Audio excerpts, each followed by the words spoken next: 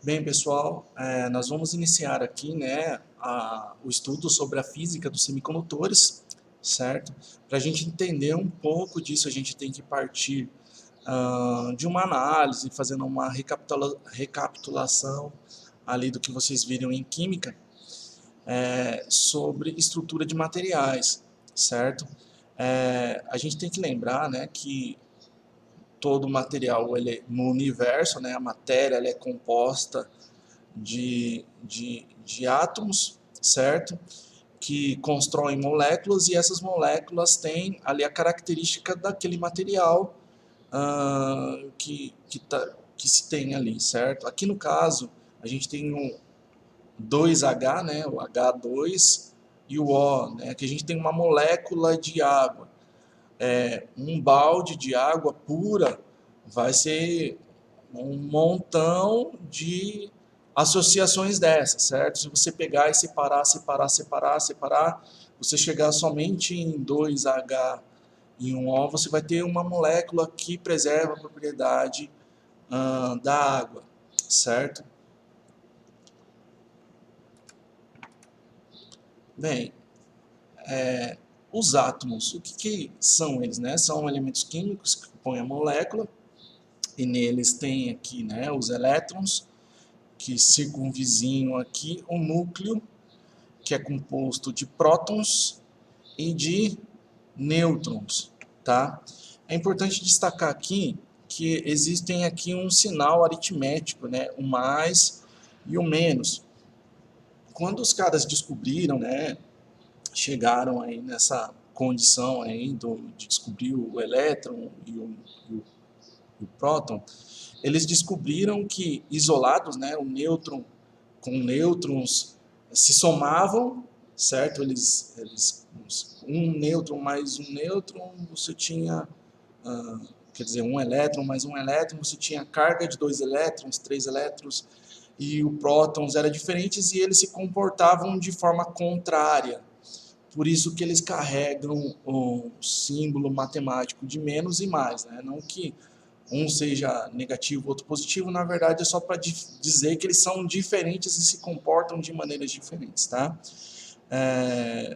Então, núcleo, os elétrons circunvizinham esse núcleo, certo?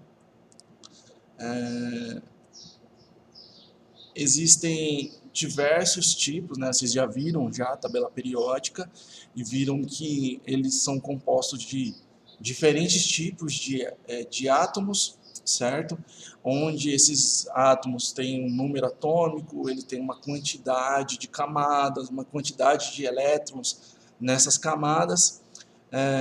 E o que é relevante para a gente aí, né, que a gente vai ver nessa parte do nosso estudo, é a quantidade de camadas que esse átomo vai ter, vai interferir no nosso estudo aí, e a quantidade de átomos na última camada, o que é chamado de camada de valência, órbita de valência, certo? Então ali a gente tem a camada K, L, M, N, O, P e Q, certo? E cada uma delas tem uma quantidade máxima de elétrons a qual ela comporta, certo? Aqui a gente já apresenta dois átomos, certo? Que é, que é o argônio e o cripton, e a gente vai falar um pouco sobre a estabilidade dos átomos, né? Na natureza, por algum motivo que eu não sou muito especialista nisso, há a necessidade dos átomos fecharem 8 elétrons na última camada. Quando eles não têm 8 elétrons na última camada, a não ser no caso do hélio, né, que é dois elétrons na última camada, eles precisam fazer associações, né? Quando eles não precisam fazer essa associação, eles são conhecidos como gases nobres, tá? Que são esses dois exemplos aqui. Aqui está uma representação, né, de distribuição de elétrons nas camadas, e aqui na camada K ele tem 2, na L tem 8, e na M, que é a última, tem 8. No criptônio, desculpa, tem 2, 8 18 e na última 8. Então, esses átomos aqui, eles são estáveis. Eles não precisam fazer a associação para poder se encontrarem estáveis, tá? Bem, agora quando não encontra isso, né, essa condição, né, de estabilidade na última camada, ele precisa fazer associações que podem ser através de eletrovalência ou de covalência. Bem, a eletrovalência, ela faz uma associação, né, de forma a ceder o último elétron da última camada para um outro átomo que tenha a capacidade de receber esse elétron na última camada com mais facilidade, tá? Então aqui, por exemplo, a gente tem o sódio, né, que é o cloreto de sódio, né, o famoso sal. Ele é feita a associação de que forma? O sódio ele tem um elétron na última camada e o cloro tem 7. Então, dessa forma, o sódio cede o seu elétron para o cloro, tá? É importante destacar que a mesma quantidade de elétrons que um átomo tem é a quantidade de prótons que ele tem, certo? Se ele cedeu ali, ele vai continuar ainda com uma carga positiva, certo? Por causa do próton. O próton não se perde, ele continua no núcleo. Então, esse átomo passa a ser um pouco mais atraente para poder recuperar esse elétron de algum outro lugar, e esse cloro, que tem lá uma quantidade de prótons no seu núcleo, também tende a perder com facilidade esse elétron que ele recebeu, porque não é a mesma quantidade de prótons e elétrons que ele tem. Então não gera um equilíbrio para a última camada, mas não gera um equilíbrio com relação ao seu núcleo, tá? Então por isso que definitivamente o sódio não tem só, ele ainda tem essa última camada M que ressurge, e o cloro constantemente passa a ter ali 7 e 8 átomos na sua última camada, tá? Bem, a covalência já é um pouco diferente, tá? Onde é feita a associação de elétrons de forma a que eles compartilhem os elétrons, certo? Então, aqui a gente tem o dióxido de carbono, onde a gente tem 2 oxigênios e um carbono. O carbono tem 4, o oxigênio tem 6, certo? E desta forma aqui, eles fazem uma associação a qual eles compartilham esse elétron, certo? Tudo isso envolve outras questões, né? A gente não quer fazer um estudo muito aprofundado, mas é só para vocês revisarem aí, né? Revisitarem esse conteúdo, tá? Bem, os semicondutores, né? Eles são, como o nome diz, né? Semicondutores. Acho que talvez vocês lembrem bem as características, né, do que é um material condutor e de um material que é isolante, certo?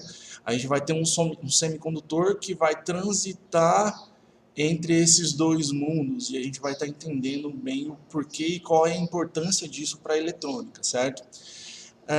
Os átomos que são tidos como semicondutores, eles possuem 4 elétrons na última camada de valência, certo?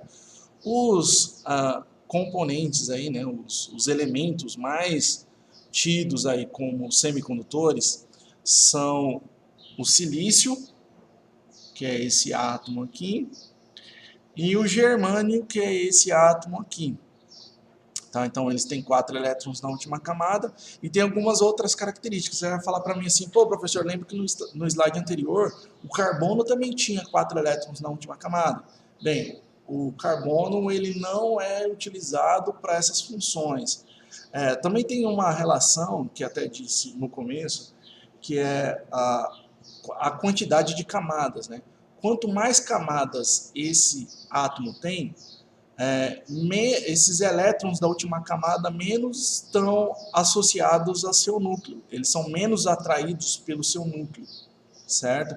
Então, esse átomo de germânio, por exemplo, esses elétrons da última camada são menos atraídos por ele, certo? Com relação a esse átomo de silício, tá? Também é importante levantar outros pontos aqui. Deem uma observada nessa figura B aqui, onde foram feitas associações covalentes dessas estruturas, né, desses elementos. Observe que esse átomo de silício, né, vamos pegar mais o átomo de silício para não ficar confuso, tá? Então, boa parte das nossas aulas a gente vai estar falando de silício, uma porque ele é muito mais utilizado mesmo, tá? Do que o germânio. Aqui no átomo de silício, vamos pensar aqui que ele tem 4 elétrons na última camada e ele faz uma ligação covalente com esse átomo, com esse e com esse. Então aqui ele tem 4, ele passa a ter 5, 6, 7 e 8. Esse daqui, 5, 6, 7 e 8. Tá? Então, desta forma, ele consegue atingir a estabilidade apenas com silícios, certo? Essa condição aqui da figura, ela estática, bonitinha, se a gente parar para pensar aqui, mas o que é corrente elétrica? Porque a gente está falando sobre condutores e a gente imagina que condutor é aquele material que possibilita de forma fácil a condução de corrente elétrica, quer dizer, de corrente de elétrons, certo? Não, mas como é que faz para quebrar essas estruturas? É difícil, é fácil, precisa de muita energia ou não? É importante destacar, né, que isso daqui só é possível em temperatura de 0 Kelvin. Acima de 0 Kelvin, a energia térmica é energia suficiente para haver quebra de algumas ligações covalentes. Então, uma resposta, uma reação à temperatura ambiente já faz com que haja algum movimento sobre esses elétrons, tá? E esse fenômeno é o que torna a eletrônica possível. A reação dessa estrutura de silício à temperatura ou aos outros tipos de energia, como luz, e a gente vai estar vendo alguns sensores, né? Ou não, a próprio sistema de energia solar são placas de silício, que recebem fótons de luz e que reagem a essa energia se movimentando. Então, geram uma corrente elétrica que é armazenada numa bateria ou convertida através ali de um sistema de conversão de corrente contínua para corrente alternada para ser utilizada na nossa casa, né, onde foi instalado. Tá? Então, essa questão dos semicondutores passa por essa estrutura e também por essa reação à temperatura ambiente ou temperaturas mais altas, né? Conforme vai aumentando a temperatura, maior é a possibilidade de quebra de ligações covalentes. Importante destacar também que existem outros tipos de material e outras estruturas de semicondutores. Essas estruturas, elas são compostas, né? A gente tem os cristais simples e a gente tem os cristais compostos, tá? O arsênio de galho, o sulfeto de cádmio, o nitrito de galho, o fosfeto de arsenito de galho, arsenito, né? Esses são as tecnologias utilizadas hoje em microprocessadores, tal. Nesses, né, eles têm ali, não são tetravalentes, né? com 4 elétrons na última camada, mas eles tendem a fazer estruturas a qual se comporta como